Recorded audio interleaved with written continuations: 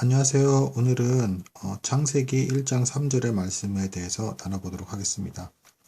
하나님이 이르시되 빛이 있으라 하시니 빛이 있었고, 이 말씀을 간단히 말씀드리면 하나님께서 말씀으로 세상을 지으셨다는 거예요.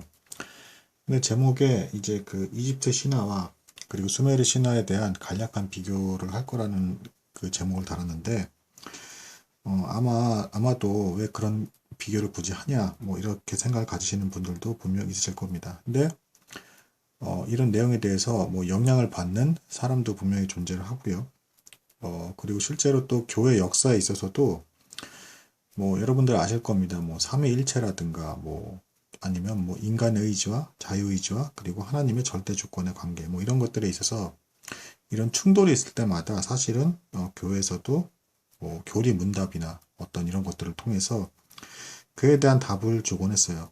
그래서 심지어 존 칼빈의 기독교 강요 이런 것도 이제 사도신경의 그 삼위일체 하나님을 순서대로 해서 쭉 묘사를 하면서 교회에서의 어떤 그 천주교와 그 갈등과 문제점들에 대해서 상세하게 설명을 해주면서 성경은 이렇게 말하고 있다. 이런 식으로 답을 해주고 있단 말이에요.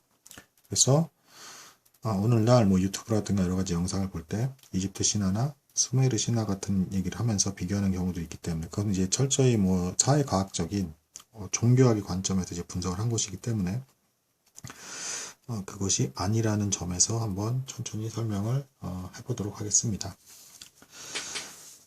이 말씀으로 세상을 창조하셨다는 부분과 그리고 이제 창세기 1장 1절 보면 이제 하나님의 영이 이제 수면 위를 운행하셨다. 그래서 물이 있는 것에 대한 묘사에 대해서 이집트 신화에서도 물에서부터 이제 어느 언덕이 생기면서 창조가 시작이 됐고 푸타라고 하는 신이 정신이 위치한 신장에서 이제 세계 창조에 대한 말을 통한 이제 창조를 해요. 그래서 말로써 이제 창조를 한단 말이에요. 이집트 신화도. 이 부분이 같다 이러면서 이제 그 이집트 신화를 기독교의 성경이 표절한 것이 아니라는 말을 한단 말입니다. 이제 문제는 뭐냐면 자, 이 일부부가 언뜻 보기에 유사하게 보여지는 것은 사실이에요. 그런데 이 이집트 신화의 내용을 전반적으로 끝까지 보셔야겠죠. 이집트는 엄연히 다신교입니다. 그리고 그 뒤에 내용들을 보면 신들이 막장이에요. 그야말로 이거는 신이라고 할 수 없을 정도로 신들이 근친상간은 기본이고 각양각색의 희한하게 배신도 하고 서로 신의 육체를 이렇게 도망을 내기도 한다든가 황당한 어떤 황당무계한 말 그대로 신화 같은 내용들이 막 나온단 말이에요. 근데 기독교는 이 말씀으로 세상을 지신 하나님께서 하나씩 질서를 잡아가면서 인간에게 은혜를 베푸는 방향의 묘사가 나옵니다. 근본적으로 내용이나 주제 자체가 아예 다른 거죠. 가장 결정적으로 이 성경이 말하는 하나님은 유일신입니다.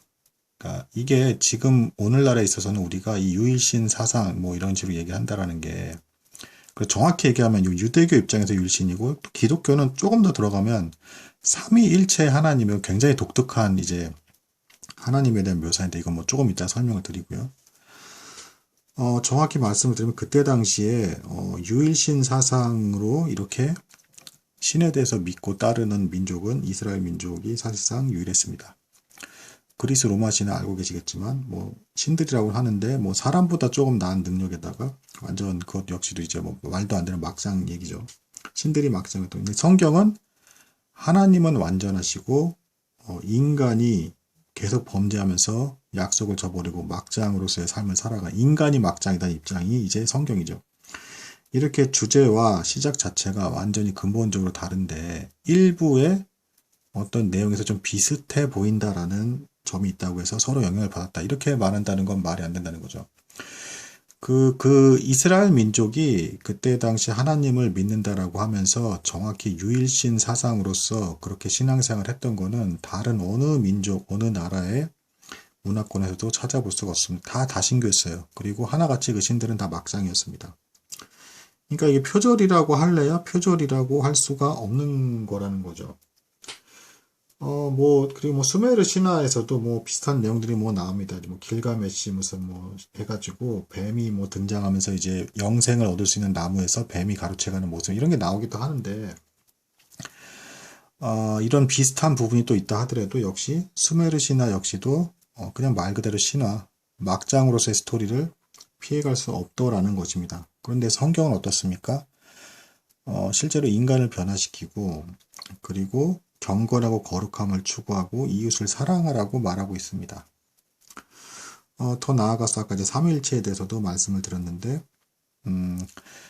유대교는 유일신으로서 이제 하나님을 보지만 또 기독교는 삼위일체로서 보죠. 이 말씀을 요한복음 1장 1에서 3절 태초에 말씀이 계시니라 이 말씀이 하나님과 함께 계셨으니 이 말씀은 곧 하나님이시니라 이 말씀을 시작해서 3절에 만물이 그로 말미암아 지은 바 되었으니 지은 것이 하나도 그가 없이는 된 것이 없네. 이렇게 여기서 이 말씀을 뭐라고 봅니까? 예수 그리스도라고 봅니다. 그러니까 하나님께서 예수 그리스도를 통해서 세상을 창조하신 것을 이제 곧 말씀으로 창조했다. 이렇게 동일하게 보고 있다는 거예요. 이것을 제가 출처도 분명히 밝히겠습니다. 이제 매튜 헨리 주석에서는 많이 이제 그 인정받고 있는 주석서 중에 하나죠. 조금은 이제 하나님을 의인화해서 좀 이제 묵상을 하고 묘사를 하는데요. 왜냐하면 사람이 하나님의 형상을 닮았기 때문입니다. 그러니까 실제로 이 하나님께서 말씀을 세상을 지으셨다는 게 막 어떤 우주 공간 같이 아무것도 없는 데서 막 음성이 막 울려 퍼지면서 이렇게 만들어졌다는 그런 상상을 하시면 안 되고, 사실 하나님이 무슨 실제로 이렇게 음성 같은 게 필요하신가요? 단지 생각하심으로 생각만 하셔도 실체화될 수가 있는 것이죠. 그 하나님의 생각, 지혜, 그리고 하나님의 계획, 이것이 곧 실현이 된 것이 이 세계의 이제 창조 질서이고 곧 예수 그리스도시라는 것입니다. 그러니까 예수께서는 하나님의 모사요, 지혜요, 능력이 되신다라는 게 이런 의미를 담고 있고 그렇게 묘사를 한다는 겁니다. 그러면서도 더 놀라운 건 성부 하나님, 성자 하나님, 성령 하나님은 각각 다른 분이시면서 한 본질 안에서 하나의 하나님으로 일체로 역사하십니다. 이게 무슨 얘기냐면 굉장히 어렵게 느껴질 수가 있는데요. 성부, 성자, 성령은 서로 같지가 않습니다. 그러나 신성에 있어서는 동등한 하나님이십니다. 그리고 서로 같지 않으신 분이심에도 예수님을 본 것은 곧 하나님을 본 것이 되고 성부 하나님을 본 것이나 다름이 없는 것이 되고요. 그리고 또 성령 하나님께서는 성부, 성자의 영광을 항상 높이고 계시고 그리고 성부, 성자 하나님 역시 서로의 영광을 드러내면서 서로 무한히 사랑한 가운데 한 하나님으로서 창조 사역과 그리고 인류의 구원 사역과 모든 것들을 완성해 가고 계십니다. 그러니까 뭐예요? 성부, 성자, 성령이 다르지만 그리스 로마 신화의 다신교처럼 지멋대로 다 행동하면서 언제든지 배신할 수 있고 하는 그 엉터리 신이 아니고 일체로서 함께 역사한다라는 것입니다.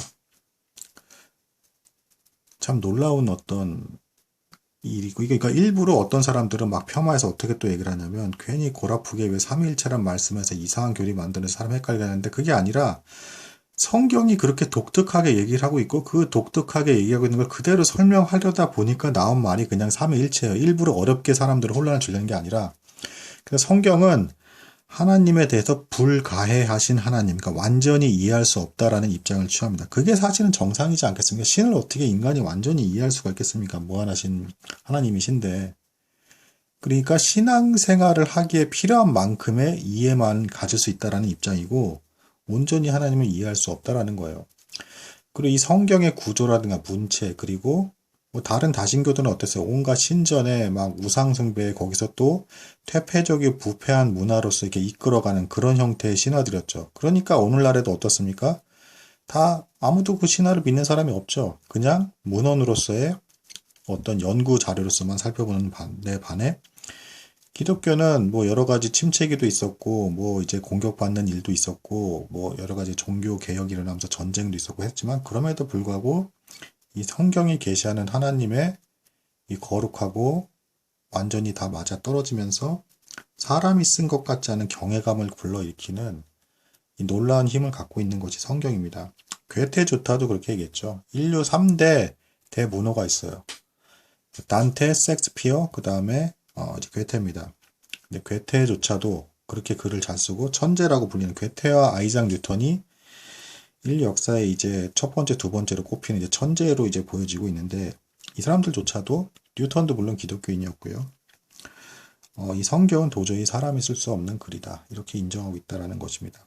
근데 오늘날에 이제 워낙 안타깝지만 이제 뭐 여러 가지 교회가 어려워지고 세상으로서의 빛과 소금 역할을 잘 감당하지 못하면서 교회가 비판을 받다 보니까 심지어는 성경이나 예수 그리스도에게조차도 이렇게 모독을 하고 이거 무슨 신화로 표절해서 이렇게 된 이상한 거 아니냐는 식의 어떤 그런 형태로 가고 있는데 성경을 제대로 그리고 꾸준히 공부해가면서 알아나간 사람이라면 이것에 대해서 놀라움을 금할 수가 없고 그리고 감동하지 않을 수가 없을 것을 생각합니다.